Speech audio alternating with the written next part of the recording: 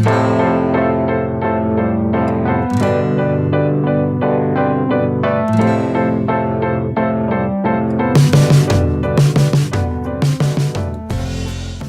morning, everyone. I'm Megan Culp, along here with Scott Micklin. Good morning, everybody, and it's great to see you, Megan. Welcome. Good to see you. I know, we missed out yesterday. We did, and we're calling you Steve Heavy again. I'm sorry. Yeah. The one thing I didn't check. That's an honor, because he's cool. Right? But let me fix that really quick. I apologize, we could everyone. switch identities. Steve, sure. Me and Steve Heavy. There you go. Mm-hmm. So I could be cheap everyone. for the day, and he can be... He could work with me for a day. He could work with you for a day. I was going to say, which hat do we want to choose? He would love that with his crazy hair these days. Right. There you go. Now you're you. Oh, good. Yeah. See? Cool. Just a small Look little... how quick that is. Yeah, well, yeah. You know. Who am I today? We fix it. Exactly. Anyway, it's great to be back after the long weekend. Yes. It's Tuesday, May the 26th. And so here we are for our COVID-19 local information program. So... great to see everybody and have everyone joining us. Good to see everybody. And we have guests today. We do. We do. We have two guests today. We do have two guests today. And so let me make sure that I've labeled our guest correctly before we call our guest up on the screen, because that's right. The way my day's going, it wouldn't happen correctly. This is this is the mystery man moment. Right. Like, who is it going to be? Well, I've already kind of promoted our guest today on the show. So that's good. That's a listener test then. Were you guys paying attention to the promotion? How abreast are you to what we're doing here, listener? Exactly. So almost in there. And he's waiting patiently. I know. He's just saying, Scott, type faster. What's wrong with you? Faster. Why can't you? Scott types with one pointer finger, by the way. About four fingers, really, actually. Yeah, because I was a broadcaster, and I said, why do I need to take a typing class? I will never use that skill. And now, of course, I use it all the time. All the time. Yeah. That's how that works. Scott was not very perceptive as a high school student. That's how that works. There you go. Anywho. We can't all be Sean. No. Going back to Sean. Yes, that's right. Our guest from last week's show. That's right. That's true. Anyway, we're ready. Okay. Now we're ready. Cool. I'm ready. I'm ready for the guest. Bring him in. Hopefully the guest is ready for us. Mayor Victor Stover from the great city of Aztec is our guest this morning. Mayor, welcome to KSJE.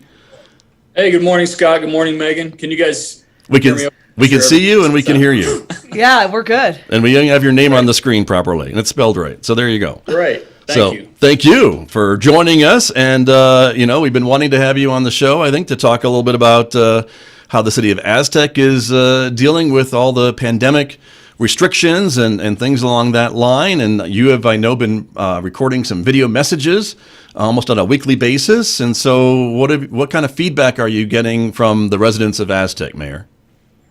Well, first, I want to say thank you for inviting me. It's always a pleasure to join you on your show, and thank you, Megan.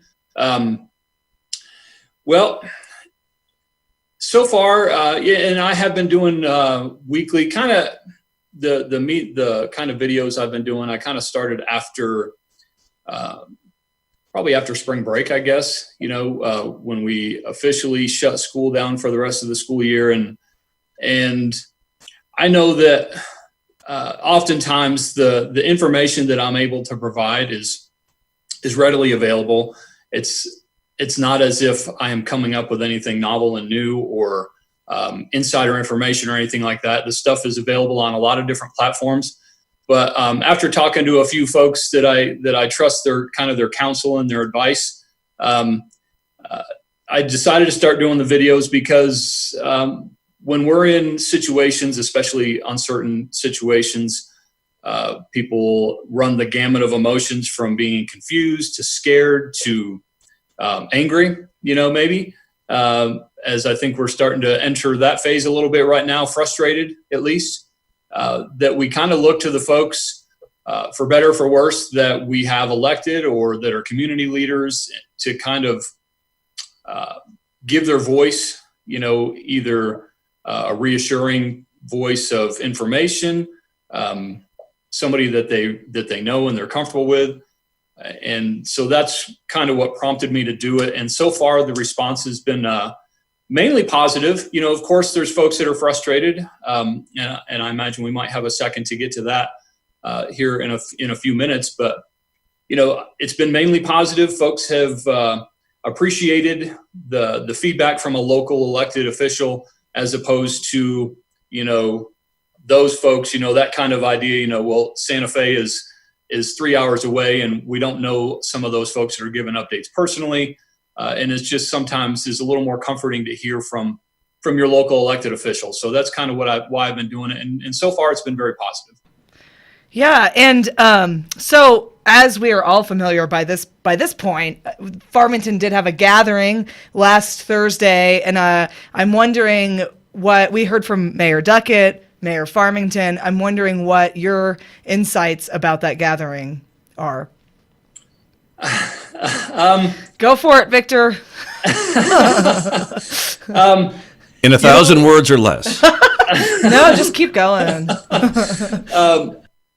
It's kind of a nervous laughter, I guess, but yeah. And I am very aware of at least some of the things that went there. I can't say that I have firsthand knowledge because I wasn't there for a couple of reasons.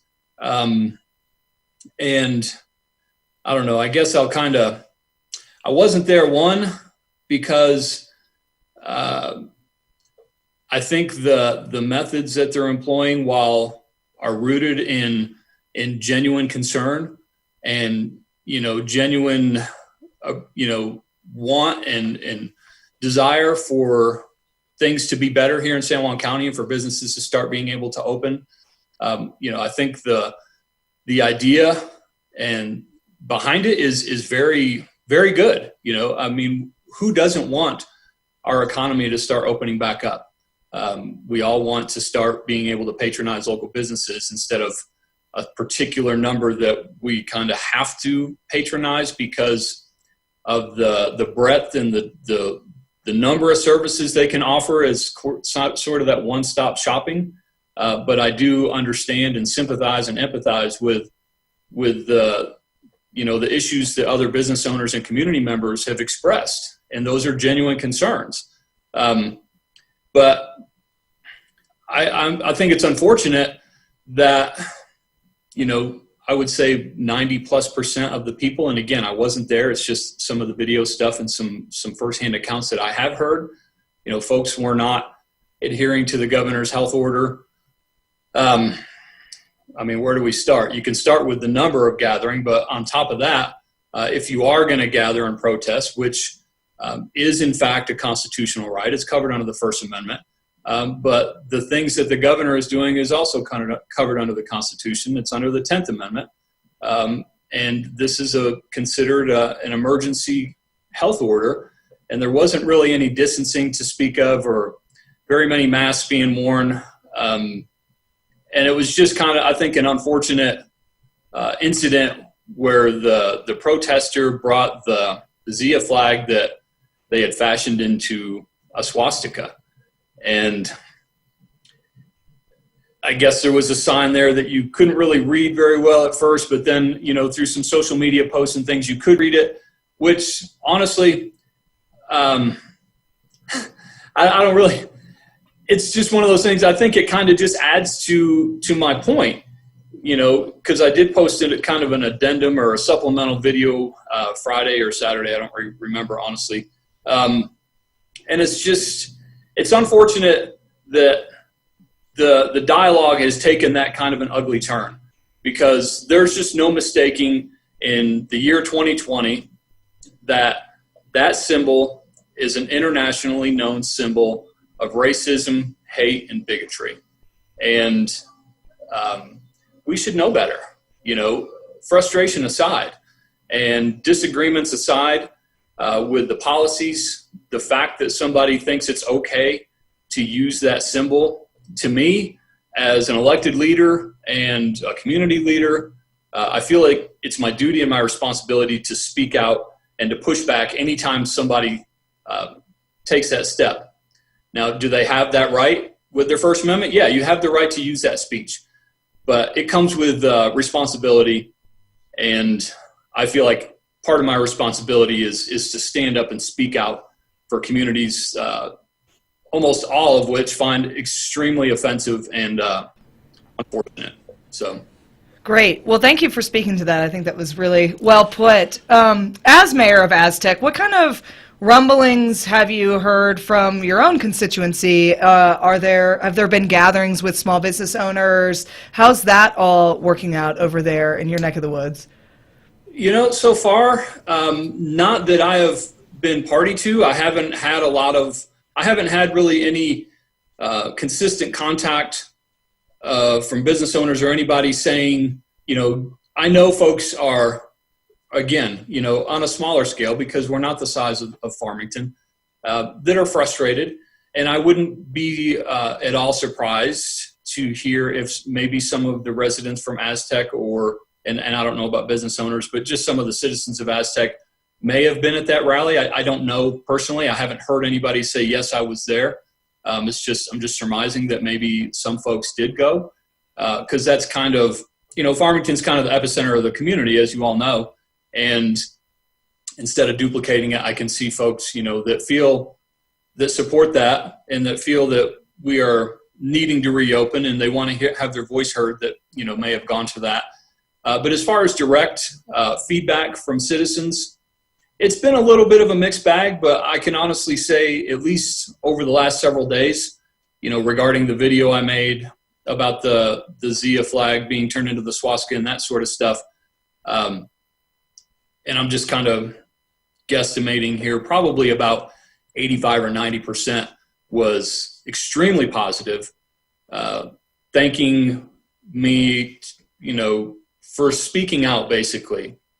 I think that it's not a black or white issue. It's not you're either for or you're against. It's obviously a multi-layered, nuanced issue. You can be for reopening the county and businesses and be against Nazi swastika symbols at a rally that you go to. It's okay to speak out against that and still support, your neighbor or your friend that has a small business in Farmington or in San Juan County, and be just as supportive of their needs to reopen and to stay afloat. And it's still okay to say, well, that thing was wrong and I publicly denounce it. Now let's see how we can move forward together and do better and get our message out that we're ready to be reopened for business here, because we're doing the things that the health order has required us to do to, and I'm going to use the phrase, to flatten the curve, or, whatever you want to call it, whatever's being used now, so we don't overwhelm our healthcare facilities while we're trying to catch up to this disease, this virus, and to develop, widespread testing, and then, of course, ultimately a vaccine. Sure, understood. And Mayor, I wanted to ask you about the rally or the gathering one more time to ask you a little bit about the overall message of that, because it seems like the message has now been kind of contaminated with the flag and the sign that you spoke about, and so that the overall message about wanting to reopen businesses kind of gets lost now in all the noise that has come up about this one individual and his message that the organizers may or may not have really wanted that point to be made. Would you kind of agree that we're missing the bigger point that all those other folks were trying to make at that gathering? Yeah, I don't remember exactly what I said, because it was about a 5.5 minute video or so. But yeah, to speak to that directly, yes, I feel like that poor judgment by that one individual completely deflected attention away from what I would say most of the folks were there to express. And again, I'm not always in favor of some of the methods, especially this one. But yeah, it makes it hard to stay on message and to be taken as a serious group of folks that are genuinely trying to, to get the government reopened, or not the government, I'm sorry, the economy reopened up here in the county, when you have folks that maybe are just kind of, with the flags, with the references to concentration camps, with the constitutionality, things like that. It really kind of takes away from the message And that was kind of part of the point I was trying to make in the video that I posted, was that this is not what we need to be talking about right now up here. This, in my opinion, just kind of reinforces the idea that maybe folks might have outside of the county, that we're not in the position right now because of the fact that we're not really paying attention or abiding by the governor's health order. We're still allowing large gatherings. I just think it's unfortunate, and I think we can do better as we move forward. Sure. And I do see a lot of people out there outside, protests aside, that are starting to come to grips with the fact that this might be with us for a while, and they're doing the things that they need to do to get us on the other side to where we can start reopening some of the businesses. They're wearing masks, they're doing the social distancing, and I know some folks don't like it. They may not think it helps, but they're still doing it. And I think that's the important thing, is that a lot of folks are starting to get on board, and they're doing it, and that's only going to help us get there faster. Right, and I appreciate that, Mayor. And let me ask you just maybe a final question about the message that this sends to maybe other communities. I know stories like this, of course, get picked up by the state press and even maybe some regional press or national press. And when a lot of folks in your positions in our county, elected positions, are trying to attract tourist visits to our community and new businesses to our community, do these types of things help or hurt what we're trying to do, what you're trying to do? Not me. I'm just a radio guy. We're just here to ask you questions. You're so much more than just a radio guy, Scott. Thank you. Thank you. What do you think? I think that, obviously, if you were to do a Google search for, Aztec, New Mexico, or in this case, Farmington, New Mexico, and that popped up, because, just from my experience, I hadn't really traveled much to this part of the country before I started looking. When I became a high school teacher out here, I wasn't really familiar with it. So I did a lot of, checking forums and things that I like to do that I was interested in. I would look and see, I would ask about this region on those forums, mountain bike forums, overlanding vehicle forums, those kinds of things. And if that's kind of the thing that popped up, it would definitely give me pause. And then I would start digging a little bit more. I'd be like, is this really what this area is like? And do I want to go there and spend my money when this kind of activity is going on?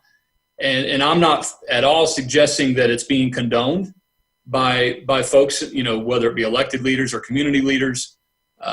But it still gives people pause. And in my experience as an outdoor enthusiast, as a cyclist, mountain biker, camper, any of those things, the folks that are like-minded that I've experienced in my life, and I've lived all around the country, don't really gravitate to that type of thinking and that type of symbolism. It gives them pause, and there's so many other places that we can spend our hard-earned dollars and enjoy the great outdoors, especially in this region, that we can't afford, especially as kind of a fledgling outdoor recreation economy that we're trying to build here. We can't afford for this kind of stuff to be anywhere on the radar, let alone something that's making headlines as we try to emerge from this, lockdown of the coronavirus and start moving into the next phase of opening back up. Because, the summer just literally officially started yesterday. And while folks are still restricted, they're going to be looking for places, especially regionally, to enjoy some outdoor activity. And I don't think this did us any favors. Very well put, Mayor. Well, we thank you for coming on and joining us. It was important to hear your voice on all of these issues, and keep up the good work over there in Aztec. Thank you so much. Could I take one more second, please? Of I course. know you guys have a schedule here, but I just want to, and I don't know if they're listening, but I hope word gets back to them. We have a commission meeting tonight, and I don't have time to list every single department head and every staff member by name, but I do want to really give a tip of my hat and just kind of shout the praises of our city manager, Steve Mueller, our finance director, Kathy Lamb, because we're going through budget stuff right now. We're looking at a potential 30% budget shortfall. And our parks guy, Jeff Blackburn, Public Works, Steve Morris, Steven Saavedra at Community Development, Ken George, Delane George over at Utilities and Electric Department, and Mr. Simpson with the Fire Department. I'm sure I'm missing folks, and I'm sorry. Trying to hurry up. But these folks talk about a class act and people that are really navigating us through these choppy seas right now. They make my life easy. They make my job much easier than it might be otherwise. And I would stack that group of people up against anybody in the country, any day of the week, for their expertise and their ability and their really steady handling of this crisis that we've kind of been, unexpectedly thrown into. And I just want to take a second and give them props for all the hard work they're doing during such a hard time. Very good. Well, I sure appreciate the shout out, Mayor, and I would hope that they're watching or at least listening. So I'm sure they are. I'm sure they are. We'll say that they are. But anyway, thank you for your time and for the update, and we'll catch up with you again soon, I'm sure. Thank you so much.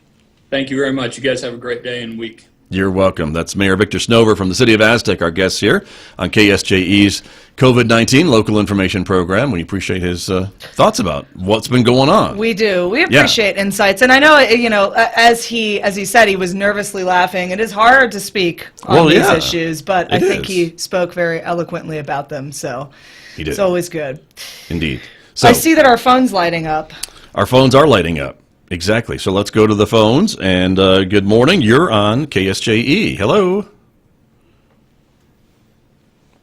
Good morning, Scott. This is Carmen Martinez. Carmen Martinez is calling back in from the Small Business Development Center here at San Juan College. Carmen, thank you for calling in. We appreciate it. We wanted to kind of get an update from you on some of the things the SBDC is doing this week, and still if there's help available for small businesses and things like that. What's been going on? Well, we are still helping people with the Paycheck Protection Program loans, and so we now also have the forgiveness application. So if people need help in getting that filled out, the companies that receive that, the first round in the beginning, are getting ready to hit their 8-week mark. So we have the loan forgiveness application that we can help you through.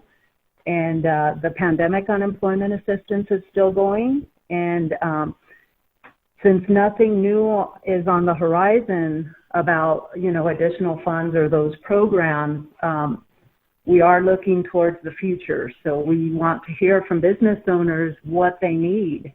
What can we bring to them to help them through this, the rest of this pandemic, since, we don't know, but what challenges are they having so that we can find resources for them.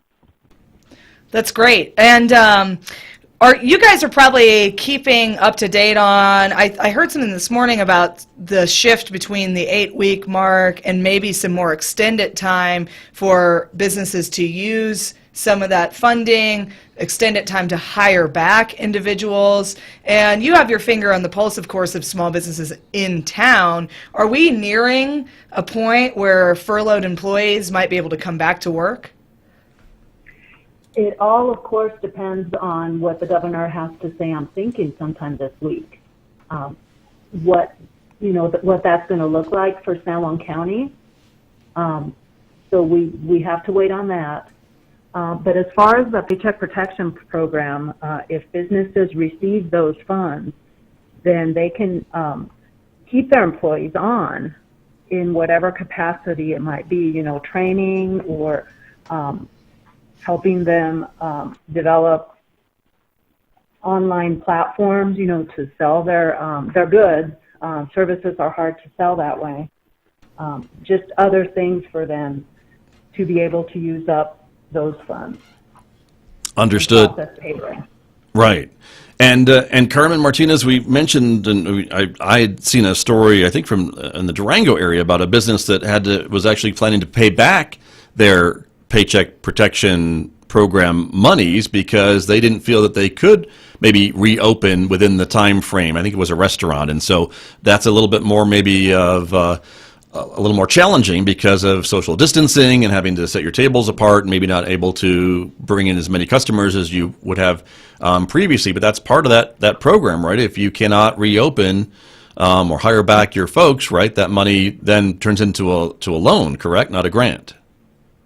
Right, and again, I go back to the intent of the program.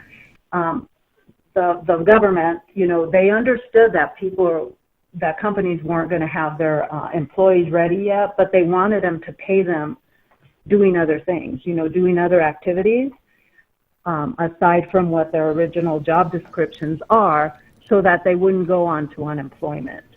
So right. Got you. If people are using the funds adequately, then that's what is supposed to be happening. But I do understand the confusion because there's only so much you can do, when you're not doing your regular work.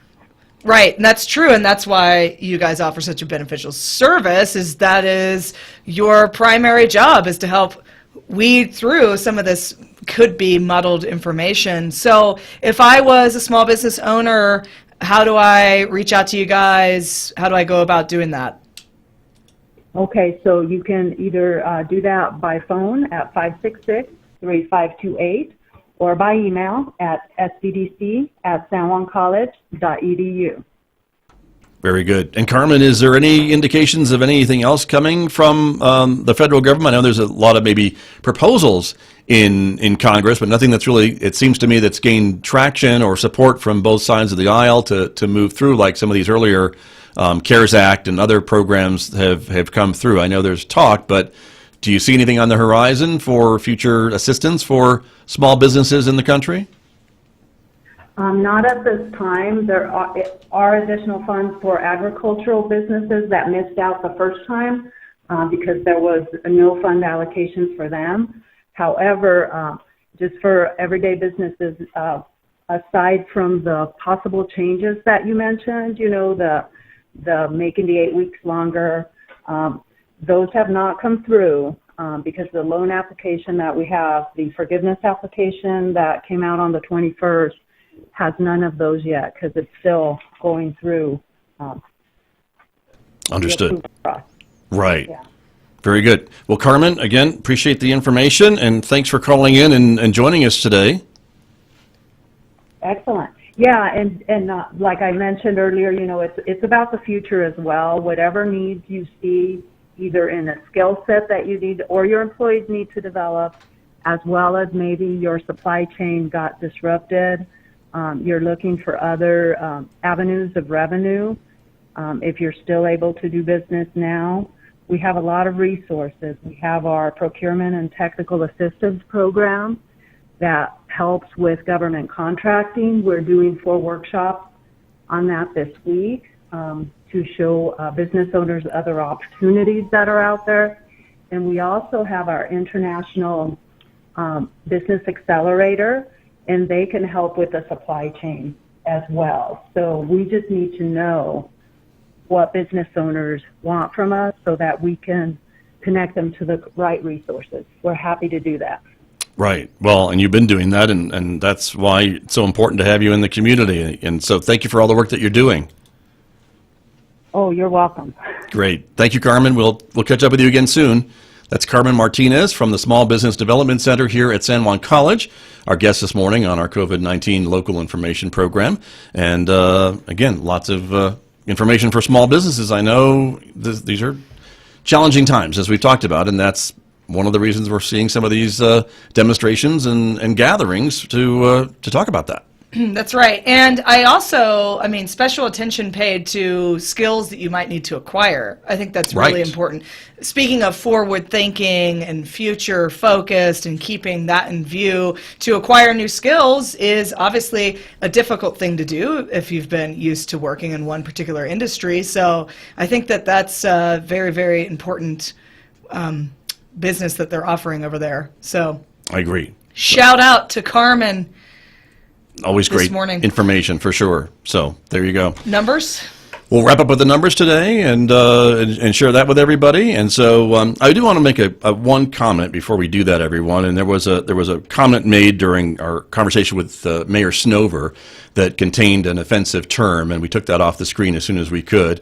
And we apologize for that if you did see that. We usually try to share Facebook comments that are made live during the show, and we expect folks to be adults and to have respectful comments, and sometimes that doesn't always happen. So I apologize on behalf of KSJE, and again, we have removed that comment from the air, and we'll remove it from the page as soon as we get off the air, and at least can do that for you. But anyway, that's our policy about that, and it's unfortunate it got on the air. That's right. And it's important because we encourage open dialogue and open debate. Right. Let's just throw that out there. We encourage opposing views and a conversation Free about that. Free speech is an important thing, but Yes. offensive speech, there's really no place for that. Not on our site. Well, I don't know. Yeah. Anyway. So I think, So we, again, keep the conversation going, but Let's be respectful. That's right. Be respectful. We don't appreciate character attacks. So yeah.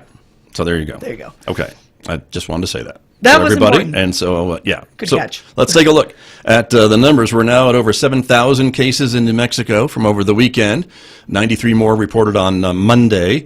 San Juan County at 26 new cases. And again, I was watching these numbers over the weekend, and they're right around 25, 26 per day.